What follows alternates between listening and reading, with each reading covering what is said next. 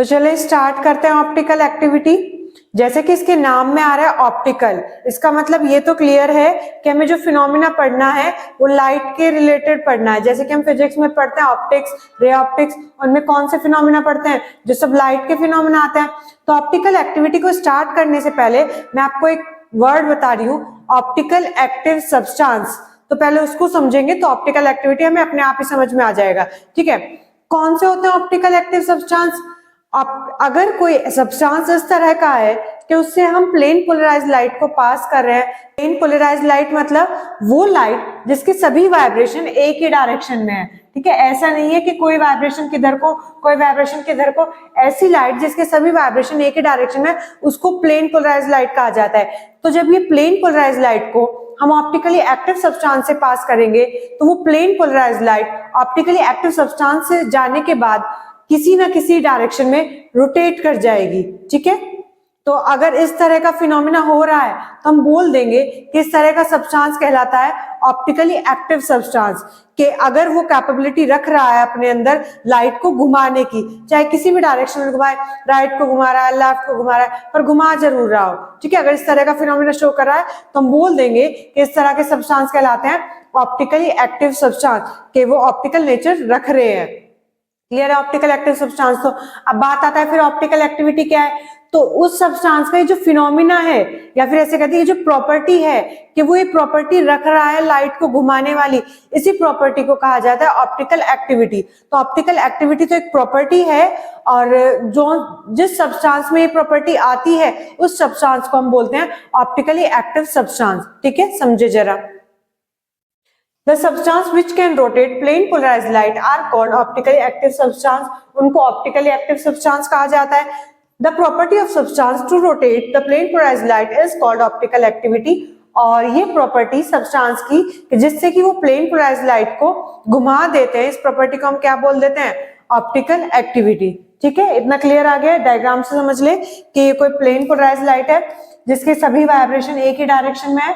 जब हमने इस प्लेन पोलराइज्ड लाइट को ऑप्टिकली एक्टिव सब्सटेंस से पास किया तो ये ऑप्टिकली एक्टिव सब्सटेंस इस प्लेन पोलराइज्ड लाइट को घुमा देगा।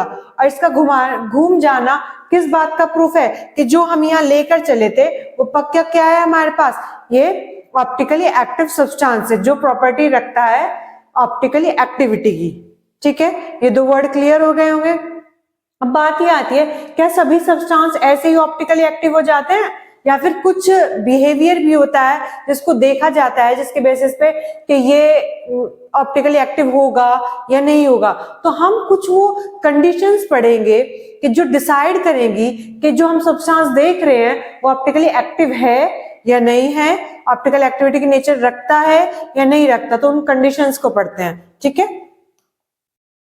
देखिए जरा, कंडीशंस फॉर ऑप्टिकल एक्टिविटी, कि कोई सब्सटेंस ऑप्टिकल एक्टिविटी है उसमें या नहीं है, ऑप्टिकल एक्टिव सब्सटेंस है या नहीं है। तो आपको दो कंडीशन ध्यान रखनी है।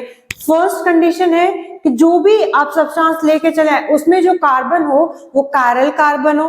अब बात ये आती है कायरल कार्बन क्या है। ठीक है, वो भी अभी मैं समझाऊंगी कि वो कार्बन जिसके चारों ओर अलग अलग एटम या अलग अलग ग्रुप्स अटैच हो उसको कहा जाता है कायरल कार्बन।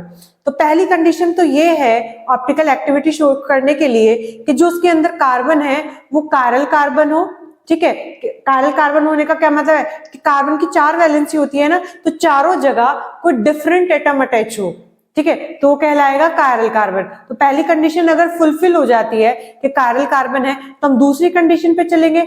दूसरी कंडीशन ये कहती है कि जिस भी सब्सटेंस का आपको नेचर देखना है कि वो ऑप्टिकली एक्टिव है या नहीं है, उसमें आपको देखना पड़ेगा कि उसमें किसी तरह की कोई सिमेट्री तो नहीं है। अगर उसमें कोई सिमेट्री पाई जाती है तो वो ऑप्टिकली एक्टिव सब्सटेंस नहीं होगा। सिमेट्री किस तरह की?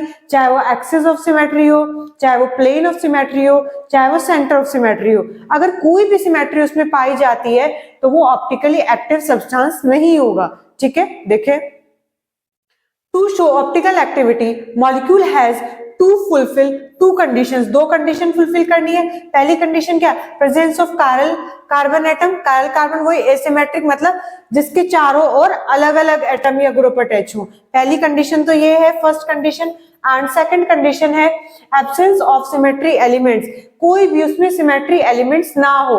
कौन कौन से हो सकते हैं, जैसे कि सेंटर ऑफ सिमेट्री, ना तो सेंटर ऑफ सिमेट्री हो, और दूसरा क्या हो सकता है कि हमारे पास हो सकता है plane of symmetry, plane of symmetry भी ना हो उसमें, ठीक है, इस तरह से कोई भी सिमेट्री ना हो। और नेक्स्ट क्या हो सकता है, एक्सिस ऑफ सिमेट्री। तो इन तीनों में से अगर उसके अंदर कोई भी सिमेट्री नहीं है, सिमेट्री है ही नहीं, तो हम उसको क्या बोल देंगे कि अगर ये दो कंडीशन फुलफिल हो रही है, कायरल कार्बन वाली और कोई भी सिमेट्री प्रेजेंट ना हो, एब्सेंस ऑफ सिमेट्री, ये दो कंडीशन अगर हमें मिल रही है तो हम उस कंपाउंड को देखकर बोल देंगे कि हाँ ये ऑप्टिकली एक्टिव है। पर अगर इसमें से एक भी फुलफिल नहीं हुई, क्या फुलफिल नहीं हुई, या तो उसमें कायरल कार्बन ना हो और या फिर उसमें कोई सिमेट्री मिल जाए, एक भी अगर बात हो गई तो वो अब ऑप्टिकल एक्टिव नहीं होगा। ठीक है, कंडीशन समझ में आ गई।